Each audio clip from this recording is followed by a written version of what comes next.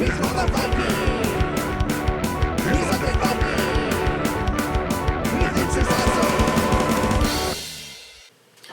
everybody, this is me, Undead Viking, and this is Whelps to Wyrms. Whelps to Wyrms is a game where each person is taking on the role of being a dragon who is rampaging the countryside, if you will. You're all these little baby dragons. You just kind of are big enough to go out and seek your own adventure, if you will.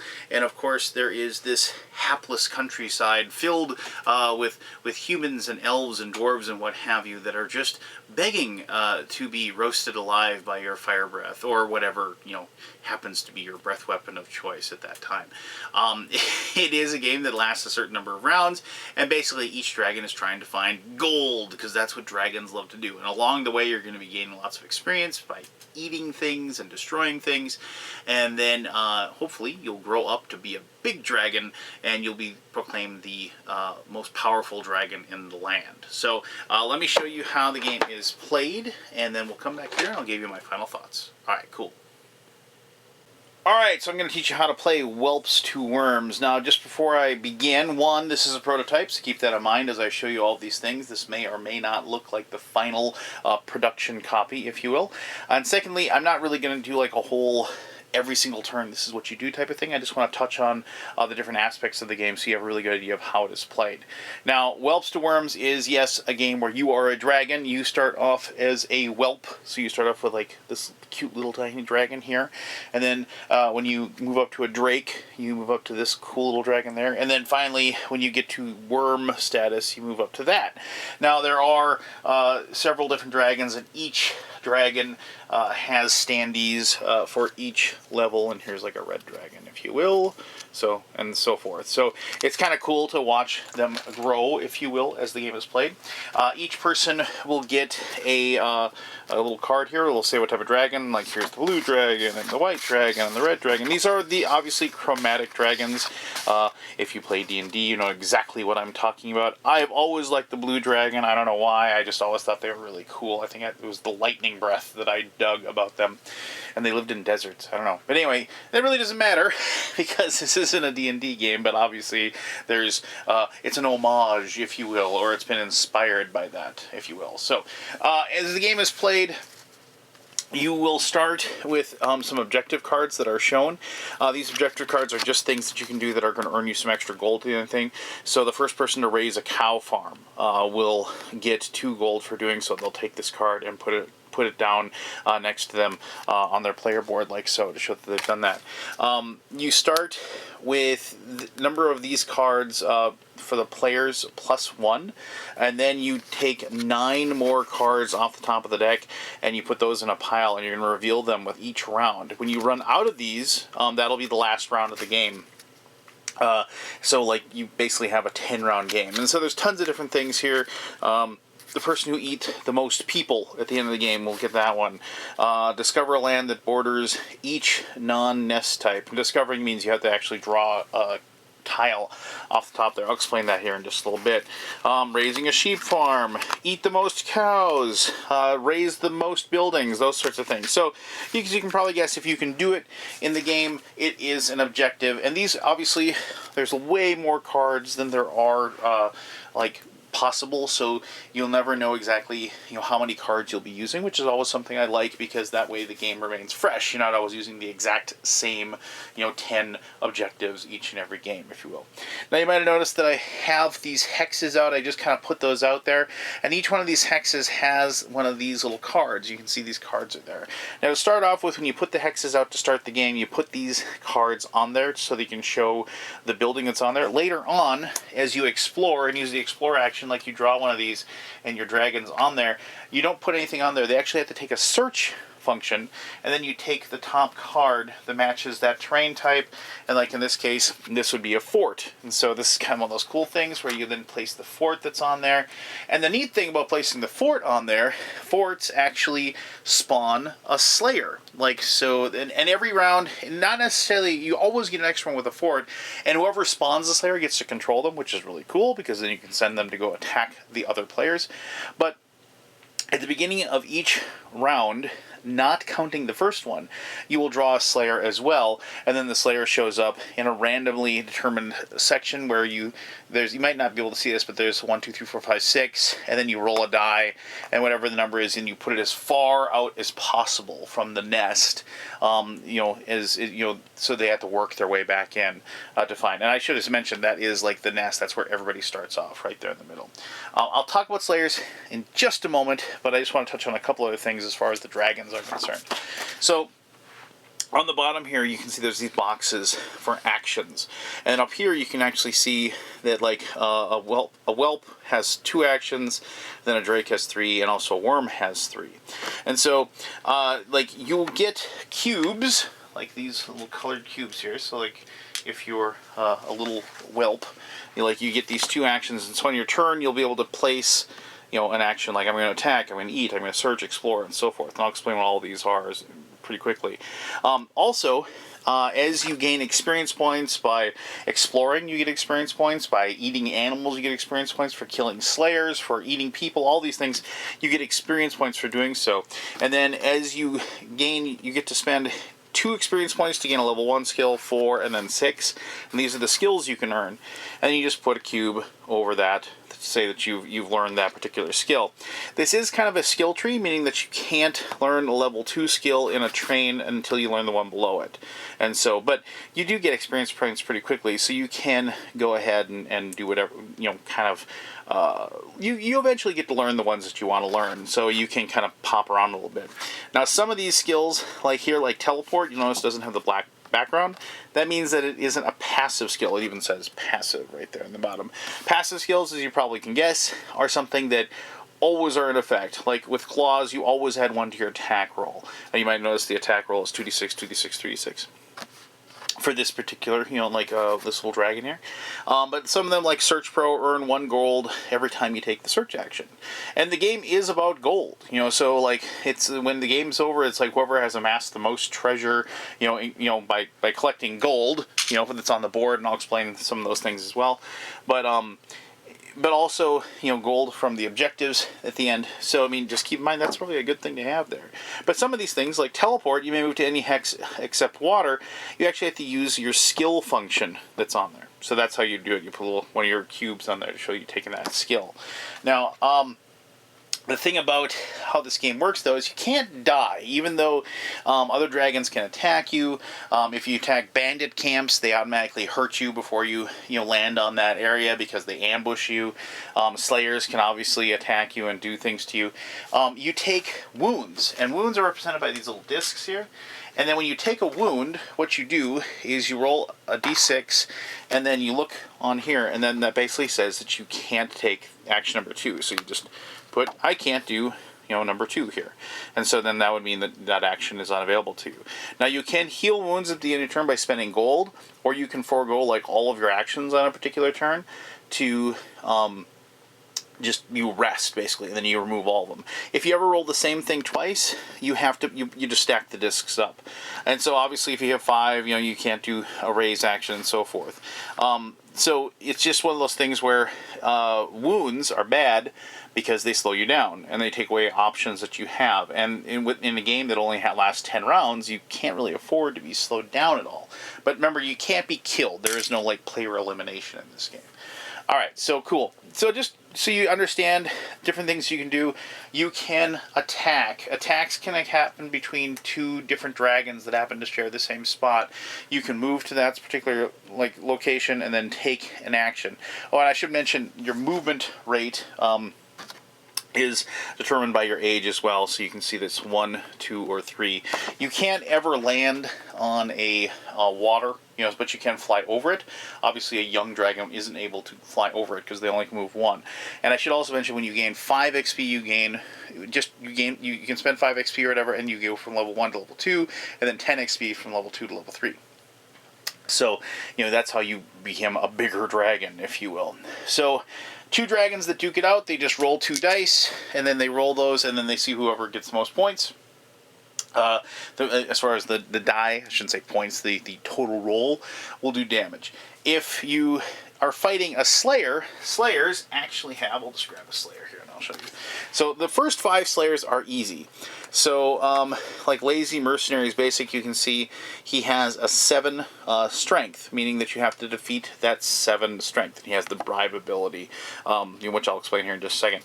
But so if you ran into this Slayer and you wanted to fight him, you roll 2d6, and if you didn't beat it, you take a wound. Pretty simple. You just have to meet or exceed that. If you do defeat him, you get like a meeple, which basically means that you've eaten him, and you place that on your board, because remember that the most people eaten is like a thing, for an objective. You gain experience points, and then you also get 2 gold for putting him in your stomach. Oh, and the bribe ability just means that you can actually like give him gold and he won't fight you because he's lazy. And even though he's probably been hired by the countryside because you've been messing with people, you can pay him off and then you don't have to fight him if you think that you're going to take a wound. Sometimes it's better just once again not to get slowed down. Now, as I said, the first 5 Slayers that come out are fairly easy. Bandit Leader, Crazed Mob, Troublemaker, and even the Enraged Sheep Farmer is one as well. So it's like, and I like this, when the Slayer is removed from the hex, replace it with a sheep. So I mean, those are like kind of the normal people before like the big guns come out. And once again, remember, the artwork is the same on most of these. Just keep in mind that this will get changed once it's published. But so, and obviously these get tougher as it goes on. Like Krog, this Slayer wounds all dragons on a hex upon entering it. The player fails a combat check. All dragons on this hex will take a wound. So he's obviously bigger and tougher. And also, then he'll also consume any livestock that he passes through, which is bad because livestock, if you are in a spot with either brown cubes or cows, white cubes are sheep, you can take what's called the eat action. When you eat a cow, you take it and you put it on your board again. Or for that matter, a sheep, you gain experience points for doing so, which you take. Experience points is represented by these cool pink cubes, and then, like, once again, remember, you can spend those experience points on levels and skills and what have you. Interesting thing about when you eat the things off of the farms, you can, like, they get replenished at the beginning of the next round. They won't ever go over the number that's on them, but because this has a sheep of 3, so if you ate all 3 sheep but you didn't raise the sheep farm, you replenish it with 3 sheep. Some buildings, like the bandit camp, every round that it hasn't been destroyed, you just keep putting 2 gold on there, and you keep putting 2 gold on there, and so forth. And so these things grow in power until somebody goes in there and raises the location and tears it to the ground. Some places, however, like this merchant spot here, like, it doesn't gain any gold, but when you go in and you raise it, you'll both eat the merchant that's there, and you'll get 3 gold, because you had 3 gold sitting in his, in his larder or his vault or what have you, and you'll gain those things.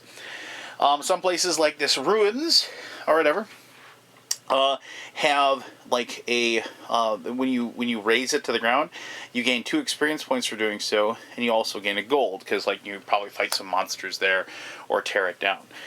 In the mountains, you can find these layers. Let me just find a layer for you so I can show it to you. So you can find a layer, and if you control a layer, it's worth gold points at the end of the game because of the fact that like you have a dragon's lair, if you will. And all dragons need a lair, right? And obviously, there's other, different style forts or stuff in the mountains as well, and different style mountain ruins, if you will.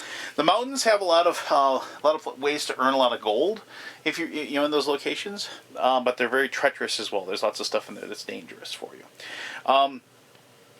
So basically how the game progresses is that each person just takes their turn and takes their different actions. So if you attack, I talked about that one, you can attack a Slayer if you're in the same spot as it. You can attack another dragon if you're in the same spot of it. If you're in the same spot as food, or this like, poor hapless merchant, you can eat them. If you're on a location that has no card on it, you can search that location. You can explore, which adds a tile to the board, and you just have to place it so it attaches to the spots you're in. And then also you can use the skill action just to take the skill. Now, if you raise a spot by tearing it to the ground, say like you raise this tower and destroy it, so you destroy that fort, and it's gone, right? And so then you would get 3 gold would be your reward for destroying that particular fort. But then you notice there's nothing on there, so then you could search that spot again and get another thing. So then you'd search it again, and there you go. There is a sheep farm there. And so then you'd immediately put the sheep farm, and then you'd populate it with a couple of sheep in its pasture. So then it'd be ready and willing and to feed you on your next turn. Now, you can destroy any of the locations unless they're considered to be fortified, and that is actually described in the rules which locations cannot be torn down and destroyed. But so there you go. The game continues. Each and every round, everybody takes their actions, fights over the stuff that's there, tears things down, builds things up, explores the land, kills slayers, eats cows, eats sheep, eats hapless merchants, and then at the end of 10 rounds, you total up the total number of points each person has, gold, and then whoever has the most is considered to be the most powerful dragon in the land. So there you go. Like I said, I like the game. I like being the bad guy, if you will. And you know, you kind of actually learn in a way, you know, it's like the dragons just want to live, right? And they just happen to be in the same spot as like these hapless human beings, if you will. Which you know, if I was the hapless human being, I wouldn't be too pleased about it. But it's in a weird ecology kind of way. It is kind of a survival of the fittest, if you will. But anyway, I'll touch more on that in the classic human versus dragon conflict in my final thoughts, which I'll do right now. All right. So Whelps to Wyrms. I hope you have a good idea of how the game is played and have a really good semblance of the mechanisms of the game. But that really doesn't tell the whole story. Now, as I was saying, you know, it's like I grew up playing RPGs, and like there was something really great about a dragon hunt that was just fun. Mostly because they had treasure type H, which was thousands upon thousands of gold and platinum and jewels and magic items and what have you. And so when you could actually find the dragon's hoard and slay them and steal everything, you knew your players were going to get a massive influx of resources, and you could do things like, you know, finally building that wizard's tower or the fighter stronghold or whatever. So there's something classic about the dragon hunt. And that being said, there's also something fun about playing the other side of the coin. You know, dragons just, you know, hey, you know, they're the biggest, baddest guys in the land. It's just natural that they'd want to rule, right? It's just natural that they'd say, you know, fine, you're raising sheep, but, you know, those are my sheep to be taken right now because I'm bigger than you and I can breathe lightning. So I guess I'm just going to go ahead of some mutton now. Thanks very much, though. Yeah, so so it's fun to play the dragon side of things. Now, on a pure board game level, this game is fun for a lot of reasons. It's fun because of the fact that it is an exploratory game. You're creating the land. I've always liked games where you're doing that, where as you see the world kind of get created as you play. You see the cool, you know, the moment of anticipation when you turn over a tile and see what you have, and then and then you get to search that tile, and then so what's on that tile? It's like it's a dragon's lair, and so you get to put those on there, and that kind of changes the world a little bit. It changes your strategy. You have like a new option, something new that you can take and claim and mess with, and so it's really fun when as you find and you claim more and more dragon lairs, you put your cubes on those, and so you can kind of see your territory kind of expand, and then of course other people come to steal those from you, so you got to go and fight them and what have you, and so it becomes this kind of epic clash that is very, very enjoyable. The rules don't get in the way of the fun, which is something that I'm always looking for in a game like this. I'm okay with having really complex, complicated, layered rules on more of my deeper strategic level games or whatever. And not to say that this game doesn't have complexity, but it is a very straightforward game. It is hey, there's some sheep, eat it. There's a dragon slayer, go kill it. Or send that dragon slayer that you have control over. Send that one after one of your friends and mess with him. And so it isn't a game that it has nuances and it has layers to the onion, but it doesn't enter in this big giant AP. What do I do this turn? No, you're a dragon. You go and you tear forts to the ground and take all the gold. You eat the guy's cattle and then rip his farm to shreds when you're done. I mean that's what you do. And so I found that it is a very, very nice mix of some very, very thematic goodness with some Euro scoring and and mechanically wise, it felt like it wasn't like a pure. I hate saying Ameritrash, I hate saying Euro, but I mean it was a very good mix of those two genres that we've come to love and enjoy. So, if you like the idea of being a dragon, you like the idea of being the bad guy, or you like just the idea to be able to sit in the leathered scales of a worm, if you will, for an afternoon, I'd strongly suggest you take a look at Whelps to Wyrms. I think you'll probably have a lot of fun with it. So if you have any questions about the game, go ahead and ask away. I'll try to answer those to the best of my ability. As always, thank you very much for taking the time to watch this video, and until next time, I'm the Undead Viking, and I'm telling you, as always, to have yourself one heck of an awesome day. Alright, bye-bye.